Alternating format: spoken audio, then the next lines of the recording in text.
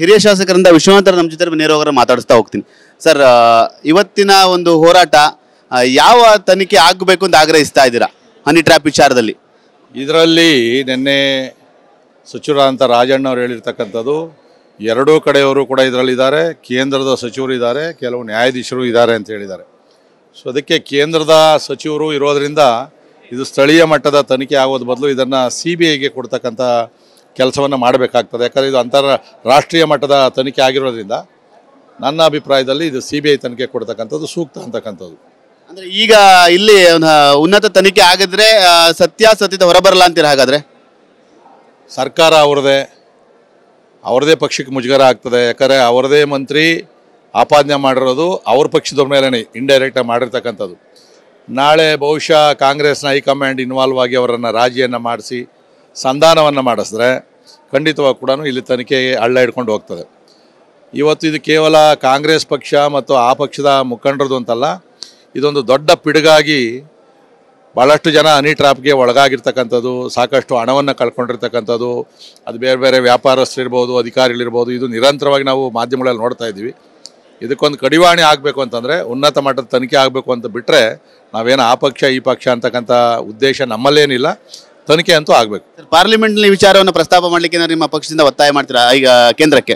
ನೋಡ್ಬೇಕು. ಈಗ ನಮ್ಮ ರಾಜ್ಯಾಧ್ಯಕ್ಷರು ಮತ್ತು ನಮ್ಮ ವಿರೋಧ ಪಕ್ಷದ ನಾಯಕರ ಜೊತೆಯಲ್ಲಿ ಮಾತಾಡಿ ಇಲ್ಲಿ ಸಂಪೂರ್ಣವಾದಂಥ ವಿವರವನ್ನು ಅಲ್ಲಿ ನಾವು ಕೊಡ್ತೀವಿ. ಮತ್ತು ಇವತ್ತು ಏನು 4% ಅಲ್ಪಸಂಖ್ಯಾತರಿಗೆ ಮುಸ್ಲಿಮ್ಸ್ಗೆ ಒಂದು ಗುತ್ತಿಗೆಯಲ್ಲಿ ಮೀಸಲಾತಿಯನ್ನು ಕೊಡ್ತೀವಿ ಅಂತೇಳಿ ಬಡ್ಜೆಟ್ ಕೊನೆಯಲ್ಲಿ ಭಾಷಣದಲ್ಲಿ ಹೇಳಿದ್ರು. ಅದ್ರ ಬಗ್ಗೆ ನಾವು ರಾಜ್ಯಪಾಲರಿಗೂ ಕೂಡ ವಿವರವಾದಂಥ ಮನವಿಯನ್ನು ಕೂಡ ನಾವು ಕೊಡ್ತಾ ಇದ್ದೀವಿ. ಅದನ್ನು ಇವತ್ತಿನ ಒಂದು ಘಟನೆಯನ್ನು ನೋಡ್ತಾ ಇದ್ರೆ ಇದೊಂದು ಕೆಟ್ಟ ಸಂಸ್ಕೃತಿಯನ್ನು BJP ಮಾಡ್ತಾ ಇದ್ದಾರೆ ಅಂತೇಳಿ ಹಿರಿಯ ಶಾಸಕರು BR ಪಾಟೀಲ್ ಕಾಂಗ್ರೆಸ್ನವರು ಒಂದು ಗಂಭೀರ ಆರೋಪ ಮಾಡಿದ್ದಾರೆ ನಿಮ್ಮ ಶಾಸಕರುಗಳ ಮೇಲೆ. ಅಂದರೆ ಹನಿ ಟ್ರ್ಯಾಪ್ ಬಗ್ಗೆ ಮಾತಾಡಿರೋದ್ರ ಬಗ್ಗೆನೇ ಅವ್ರು ಹೇಳ್ತಾ ಇರೋಂಥದ್ದು. ನೋಡ್ರಿ, ನಾವು ಯಾವ ರೀತಿಯಲ್ಲಿ ಹೋರಾಟ ಮಾಡಬೇಕೋ ಎಲ್ಲ ರೀತಿಯಲ್ಲಿ ಹೋರಾಟವನ್ನು ಮಾಡಿದ್ರೂ ಕೂಡ ಅವ್ರು ಯಾವುದೂ ಕೂಡ ಕಿವಿಗೊಡಲಿಲ್ಲ. ಇದೇ ಕಾಂಗ್ರೆಸ್ ಅವರು 2008, 2009, 10ರಲ್ಲಿ ನಾನು ಕೂಡ ಶಾಸನ ಆಗಿದ್ದೆ. ಏನೇನು ಮಾಡಿದ್ದಾರೆ ಅಂತೇಳಿ ನಾನು ಕೂಡ ನೋಡಿದ್ದೀನಿ. ಸ್ಪೀಕರ್ ಮೇಲೆ ಹತ್ತಿ ಎಳೆದಾಡಿ ಎಲ್ಲವನ್ನೂ ಮಾಡಿರ್ತಕ್ಕಂಥ ಇದೇ ಮುಖ್ಯಮಂತ್ರಿಗಳೇ ಆಗಿರ್ತಕ್ಕಂಥವ್ರು ಮಾಡಿರೋದು ನೋಡಿದ್ದೀವಿ. ಅವರಿಂದ ನಾವೇನು ಹೇಳ್ಸ್ಕೊಳೋದಲ್ಲ. ಈಗ ಸ್ಪೀಕರ್ ಅವರು ಪಕ್ಷಾತೀತವಾಗಿರಬೇಕು, ಪಕ್ಷಪಾತವನ್ನು ಮಾಡಬಾರ್ದು.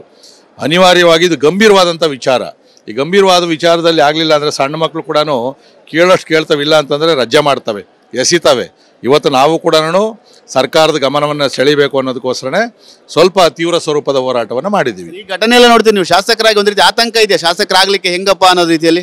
ಅಲ್ಲ, ನನಗೆ ಅಂತಲ್ಲ, ನೆಕ್ಸ್ಟ್ ರಾಜಕಾರಣಕ್ಕೆ ಯಾರಾದರೂ ಬರಬೇಕು ಅಂದರೆ ಭಾಳಷ್ಟು ಜನ ನಾವು ಶಾಸಕರಾಗಬೇಕು, ಮಂತ್ರಿ ಆಗಬೇಕು ಅಂತ ಹೇಳ್ತಾರೆ.